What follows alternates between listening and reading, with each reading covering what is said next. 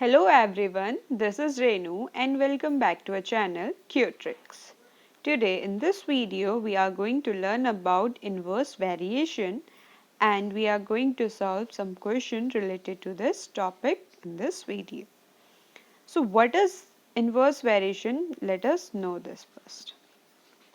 In case of direct variation, अगर case है direct variation का between two quantities says x and y, we have seen that हम क्या देखते हैं कि इंक्रीजेस इन x क्या है प्रोपोर्शनेट है इंक्रीजेस इन y, डिक्रीजेस इन x है प्रोपोर्शनेट डिक्रीजेस इन y.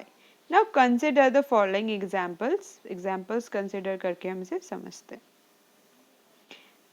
यहाँ पे समझ आया होगा आपको कि इंक्रीज अगर x में है तो प्रोपोर्शनेट है increase in y, decrease in x में है तो वो किसके प्रोपोर्शनेट होगा डिक्रीज इन y में होगा. सब एग्जाम्पल से समझते हैं.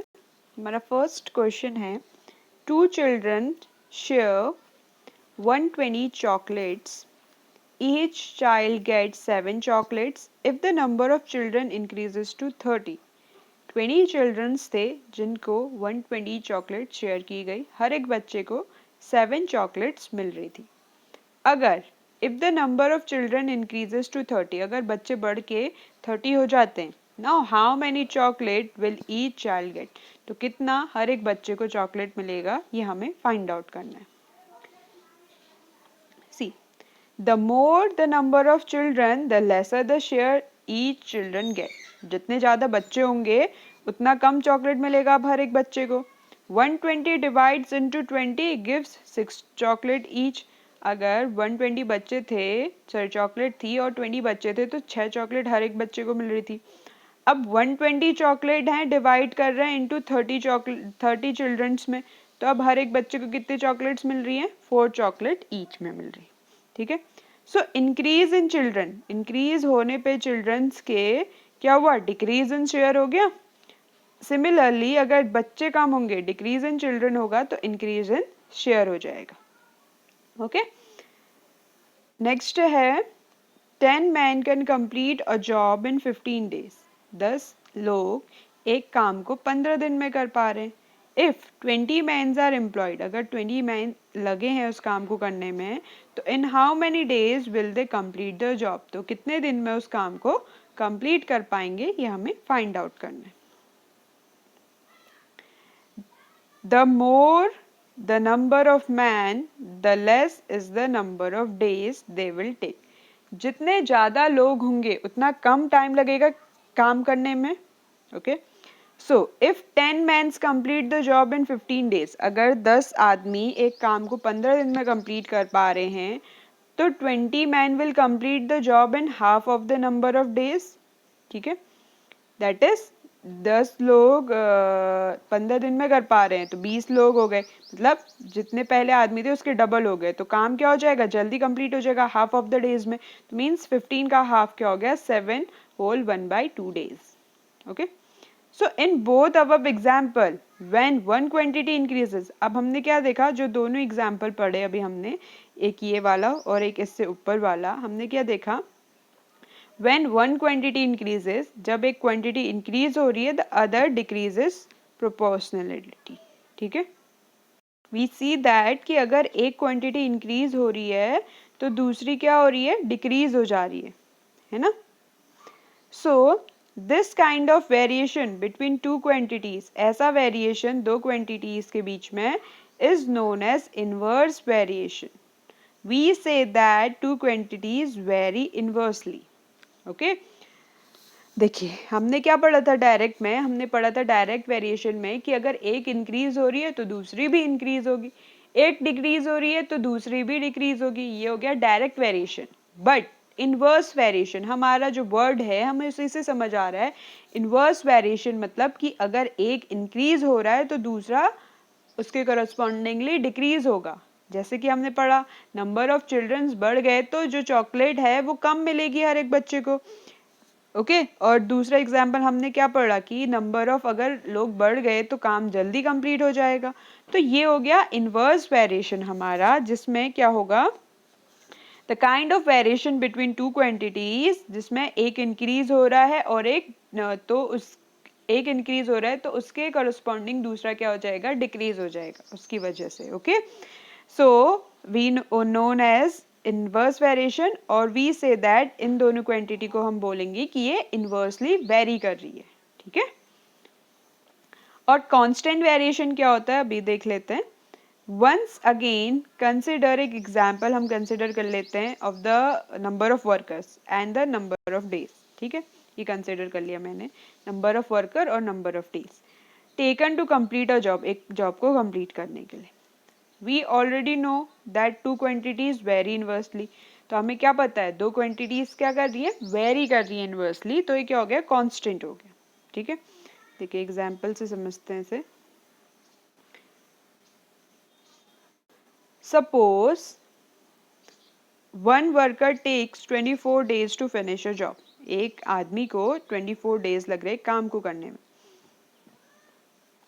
टू वर्कर्स को लग रहे हैं 12 डेज। ठीक है, दो आदमी उस काम को 12 दिन में कर रहे हैं। Four worker will take 6 days to finish the job, means चार वर्कर 6 दिन में उस काम को कंप्लीट कर पा रहे। 8 worker will take 3 days to finish the job, मतलब 8 वर्कर को 3 दिन लगेंगे उस काम को कंप्लीट करने में। 24 worker will take 1 day to finish the job, और 24 जो वर्कर्स हैं उनको एक दिन लग रहा है उस काम को कंप्लीट करने में। सो मैं इस इंफॉर्मेशन को टेबुलर फॉर्म में डाल रही हूँ, टेबल में डाल रही हूँ, तो मीन्स यहाँ पे ऊपर आ गया नंबर ऑफ वर्कर्स, ऊपर आ गया नंबर ऑफ वर्कर्स और नीचे आ गया डेज रिक्वायर्ड। तो अगर एक वर्कर है तो 24 डे उसे लग रहे हैं, दो वर्कर हैं तो 12 डेज उसे लग रहे हैं, फोर वर्कर हैं तो उसे 6 डेज लग रहे हैं काम कंप्लीट करने में, 8 वर्कर हैं तो 3 डेज, और 24 वर्कर हैं तो 24 वर्कर को सिर्फ एक दिन लगेगा उस काम को कंप्लीट करने में। Okay, so let us consider the ratio between the numbers of worker. अब हम क्या करते हैं, कंसिडर कर लेते हैं ratio between the number of workers and the corresponding number of days required, और जो हमें डेज चाहिए उस पे। When नंबर ऑफ वर्कर क्या है, 4 है, तो days required is equal to 6, and number of worker 2 है तो days required is equal to 12। So ratio क्या आ गया इन दोनों के बीच का, इन दोनों के बीच का रेशियो आ गया 4/2, दैट इज 2 1 2, 2 2 4। और ratio between number of days, days के बीच में रेशियो निकाले तो 6/12, तो 6 1 6, 6 2 12, दैट इज 1/2। ओके, तो ये रेशियो आ गया इनके बीच का। अगर when the number of worker, अगर मैं बोलूँ नंबर ऑफ वर्कर 24 है तो डेज लग रहे थे 1, और मैं ले लेती हूँ नंबर ऑफ वर्कर 2 तो डेज लग रहे थे 12, तो ratio between number of worker, ratio क्या आ गया नंबर ऑफ वर्कर के बीच में, 24/2, तो 24/2 means 2 1 2, 2 1 2, 2 2 4, that is 12। And ratio between number of days required, days कितने रिक्वायर्ड होंगे, इसके बीच में अगर रेशियो निकालते हैं तो वो आ जाएगा 1/12। ठीक है, तो ऐसे हम क्या कर सकते हैं, इनके बीच में रेशियो निकाल सकते हैं। इस क्वेश्चन में भी आप देखिए इन्वर्सली वेरी कर रहा है, पहले नंबर ऑफ वर्कर कम थे तो ज़्यादा दिन लग रहे थे, फिर नंबर ऑफ वर्कर बढ़ते गए तो दिन कम लगते गए, 4 वर्कर हुए तो 6 दिन में हो गया काम, 8 वर्कर हुए तो 3 दिन में काम हो गया, और 24 वर्कर आ गए तो एक दिन में ही काम कंप्लीट कर दिया।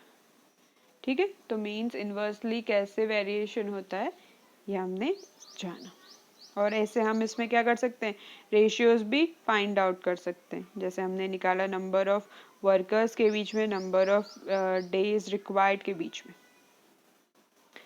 नेक्स्ट है,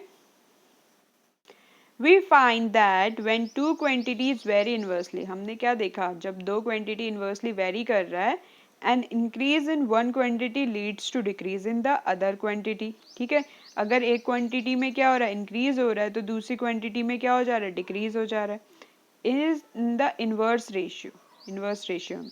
this is true for any two quantities which vary inversely, ये किसके लिए ट्रू है, जो क्वांटिटीज इनवर्सली वेरी कर रहे हैं उनके लिए। How do we find the constant of variation in case of inverse variation? अब हम कैसे निकालेंगे constant of variation inverse variation के केस में, So let us multiply the number of workers. Number of workers मैंने मान लिए x and the corresponding days मैंने मान लिए y. Okay. We find that this product is constant. हमने माना कि ये प्रोडक्ट क्या है constant. तो x into y. x into y means एक वर्कर को 24 दिन लग रहे थे काम करने में, तो 1 into 24 जो पिछला क्वेश्चन था उसके अकॉर्डिंग मैं आपको बता रही हूँ. 2 वर्कर को 12 डेज लग रहे थे, 4 वर्कर को 6 डेज, 8 वर्कर को 3 डेज एंड 24 वर्कर को 1 डे. तो कांस्टेंट क्या आया हमारा? Product of number of worker into corresponding days is equal to 24. So we find that the constant variation क्या था इनके बीच में? 24 था. The product is the constant variation for inverse variation. ये product किसका है? Constant variation का तो है, but for the inverse variation. Therefore, if x and y vary inversely, अगर x और y inversely vary करते हैं, then जो उनका product है x into y होगा, वो क्या होगा? k होगा. k means constant होगा. किसी भी x into y, x और y को into कर लो, वो हमेशा क्या आने चाहिए? Equal आने चाहिए. ठीक है? Inverse variation में. तो ये हो गया हमारा क्या? ये था हमारा product का. ठीक है? The product is constant. This product is constant variation for inverse variation. Product क्या होगा? Constant होगा inverse variation. That is x into y is equal to k. Next है two quantities x and y are said to be vary inversely. x और y को हम कब बोलेंगे कि वो inversely vary कर रहा है? If there exist a relation, जब उनके बीच में एक relation exist करेगा of type क्या? x into y is equal to k होगा जब between them, where k क्या है? k is the positive constant number. k क्या है? Positive constant number है. देखिए, if x1 and x2 are two values of x, ठीक है, x1 x2 मैंने दो वैल्यू ले ली x की, y1 and y2 are the corresponding values of y, y1 और y2 मैंने corresponding वैल्यू ले ली y की, then x1 y1 is equal to x2 y2. तो हमारा क्या हो जाएगा? x1 equal to y1, sorry x1 into y1 is equal to x2 into y2. ये क्या आना चाहिए? Constant. Therefore x upon x1 upon x2, y2 upon y1. ठीक है? इससे हमें ये मिला. This will come here, this x2 and this will go there. So ये हो गया हमारा x1 upon x2 is equal to y2 upon y1. This result is important as it help to solve the inverse variation problem. और जो result है ये important है क्योंकि इसके according हम question solve कर सकते हैं inverse variation के. Note that this is the same as the conclusion we came to in the previous page. जो हम conclusion पे आए थे previous page पे क्या आए थे? That is an increase in one quantity leads to decrease in another quantity in the inverse ratio. क्या conclusion आया था कि अगर एक quantity increase हो रही है तो दूसरी quantity decrease हो रही है. किसमें? The inverse ratio में. Okay? So हमने ये एक हमें क्या मिला? Resultant मिला जो हमें help करेगा solve the problems of inverse variation. और यहाँ पे हमने क्या किया? ये हमें मिला x into y is equal to k. ठीक है? ये भी एक relation है किसके लिए? जब हम क्या बोल रहे हैं? दो क्वांटिटीज क्या हैं? इनवर्सली वेरी कर रही है. अब आते हैं बात किस पे? Inverse variation and proportion. ठीक है? Notice that the equation x1 y1 is equal to x2 y2 leads to the conclusion that, ये क्या कंक्लूजन देती है कि x1 ratio x2 is equal to y2 ratio y1. That is ये क्या है? चारों ही प्रोपोर्शन में है. x1, x2, y2 and y1 are in proportion. Compare with the direct variation. Direct variation से कंपेयर कर लेते हैं. Where x1 ratio x2 is equal to y1 ratio y2. जो डायरेक्ट वेरिएशन था हमारा उसमें क्या था? x1 ratio x2 is equal to y1 ratio y2, जिसमें ये चारों ही प्रोपोर्शन में थे x1, x2, y1 and y2. But हमारा इनवर्स वेरिएशन में क्या है? x1 into y1 is equal to x2 into y2. Okay, ये डिफरेंस है हमारा इन दोनों में. That means x1 ratio x2 is equal to y2 ratio y1. And इसमें क्या है, x1 ratio x2 is equal to y1 ratio y. The following are the example of quantities that vary inversely with each other. अब कुछ quantities का examples दिए, इसके according देख लेते हैं. The number of people and the share each gets from a mixed quantity of something. The number of worker and the time taken to complete a job. ठीक है, क्या था पहला एग्जाम्पल कि नंबर ऑफ पीपल हैं, ठीक है, जितने लोग होंगे, share each gets from the fixed quantity of something. लोग बढ़ते जाएंगे तो जो शेयर मिल रहा है वो कम होते जाएगा, सबको छोटा छोटा मिलेगा. लोग कम होंगे तो सबको ज़्यादा ज़्यादा शेयर मिलेगा. ऐसे ही number of worker in the time taken to complete a job. जितने ज़्यादा लोग होंगे उतना कम टाइम लगेगा काम कंप्लीट करने में, जितने कम लोग होंगे उतना ज़्यादा टाइम लगेगा. Speed of vehicle and the time taken to cover a certain distance. Speed किसकी, व्हीकल की, और time taken to cover a certain distance. ठीक है, स्पीड किसकी, व्हीकल की. जितनी ज़्यादा स्पीड होगी उतना कम टाइम लगेगा उसको कवर करने में, और जितनी कम स्पीड होगी उतना ज़्यादा टाइम लगेगा.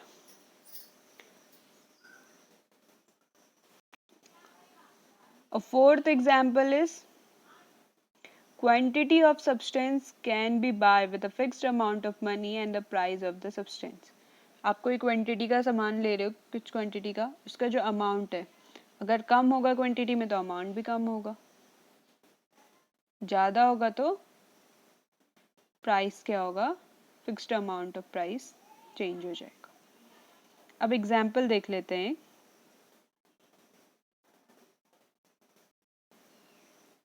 So question is, if 40 workers can finish a job in 15 days, 40% को एक काम को कंप्लीट करने में 15 डेज लग रहे हैं, तो हमसे पूछा गया है कि how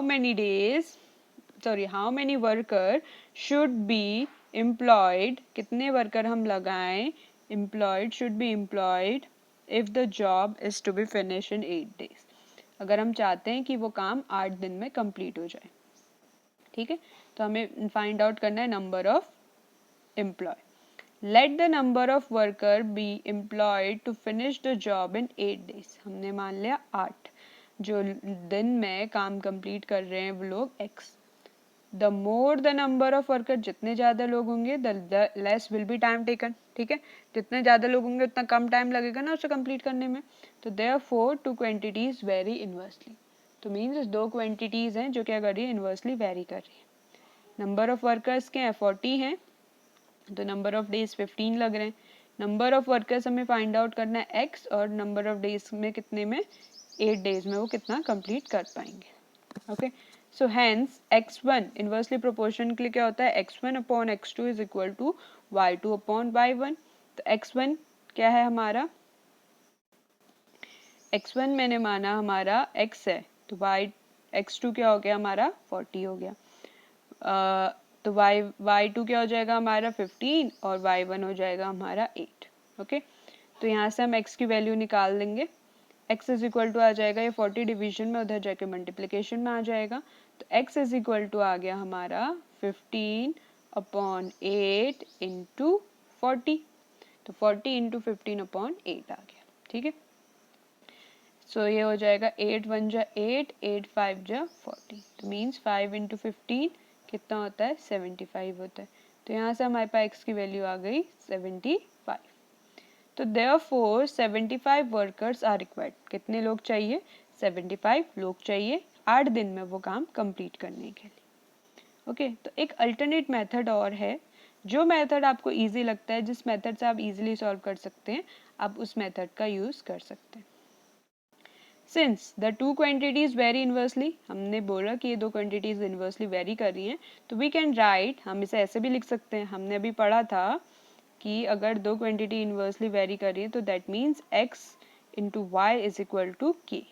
okay, so for this x into y means 40 into 15 is equal to k, तो 40 इंटू 15 मीन्स 600, तो k की वैल्यू क्या आ गई, 600 आ गई। तो अब नेक्स्ट क्या है, x into y is equal to k होगा नेक्स्ट भी। अब हमें क्या करना है, नेक्स्ट में x की वैल्यू फाइंड आउट करनी है, तो x ऐसे ही रहेगा, y हमें गिवन है 8 और k हमने फाइंड आउट कर लिया इस वाले से, दैट इज 600। तो अब हम इस x को निकाल सकते हैं ना इजीली, इसको इधर भेज देंगे डिवाइड में, तो x इज इक्वल टू आ जाएगा 8 में, यहाँ मल्टीप्लाई में था, इधर आके डिवाइड हो जाएगा तो 600 अपॉन 8 आ जाएगा। x is equal to 600 upon 8, तो x की वैल्यू यहाँ से आ गई हमारी 75। ओके, तो ये दो मेथड्स हैं जिनको आप यूज़ करके इजीली आंसर फाइंड आउट कर सकते हैं। जो मेथड आपको इजी लगे आप उस मेथड का यूज़ कर सकते हैं। Next example is 20 kg rice last 30 days. Okay, 20 kg जो राइस है एक फैमिली में 30 डेज में कंप्लीट हो रहा है ऑफ 8 पीपल, जिसमें 8 लोग हैं। If 2 guest stay with the family, अगर 2 गेस्ट आ जाते हैं फैमिली के साथ रहते हैं, तो कितने डेज में वो 20 kg ऑफ राइस खत्म हो जाएगा।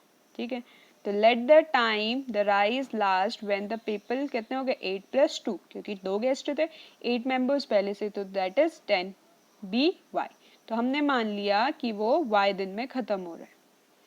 So the more the number, जितने ज़्यादा नंबर होंगे उतनी जल्दी खत्म होगा, the less time the rice will last. So hence the number of people and time the rice will last vary inversely. दोनों क्या कर रहे हैं, इन्वर्सली वेरी कर रहे हैं, जितने लोग बढ़ रहे हैं उतनी जल्दी खत्म हो जाएगा। ठीक है, तो we therefore have, हमारे पास क्या है, x1 upon x2 is equal to y2 upon y1। So x1 क्या है, x1 है 8 और x2 क्या है, x2 है हमारा 10। ओके, तो आ गया 8 अपॉन 10। अब y2 क्या है हमारा, y2 है y और y1 क्या है 30, तो y2 की जगह पे y आ गया एंड y1 की जगह पे 30 आ गया। तो अब इसे सॉल्व करके यहाँ से हम y की वैल्यू निकाल लेंगे, तो y इज इक्वल टू आ जाएगा, ये इधर 30 डिवीजन में, इधर आके मल्टीप्लाई में आ जाएगा, तो 8 इंटू 30 अपॉन 10। सो ये 0 से 10 1 जो 10, 10 3 जो 30, तो 8 इंटू 3 हो गया, तो 8 इंटू 3 यहाँ पे आ गया 24। तो y की वैल्यू क्या आ गई 24, मीन्स जब 10 लोग होंगे फैमिली में तो 24 डेज में क्या हो जाएगा, राइस कंप्लीट हो जाएगा, लास्ट हो जाएगा। तो राइस विल लास्ट 24 डेज। एक मेथड तो ये हुआ, अब एक मेथड ये है और देख लीजिए, इसे भी आपको जो इजी लगेगा आप सॉल्व कर लेना उससे।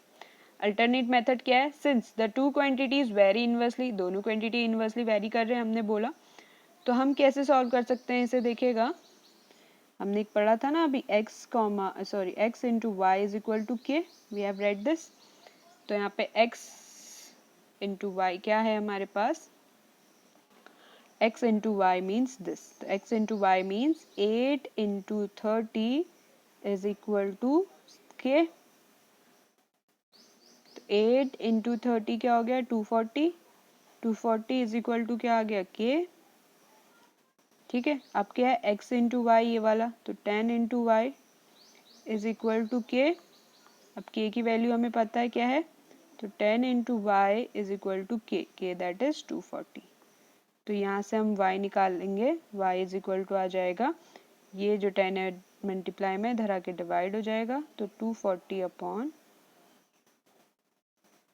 10, तो 0 से 0 गया तो ये आ गया 24, y इज इक्वल टू 24। तो ऐसे भी आप इस क्वेश्चन को सॉल्व कर सकते हैं। Okay, we know that we have x is equal to 8, y is equal to 30, तो x into y is equal to k है, तो दैट इज 8 इंटू 30 क्या आ गया 240, तो k इज इक्वल टू 240 आ गया।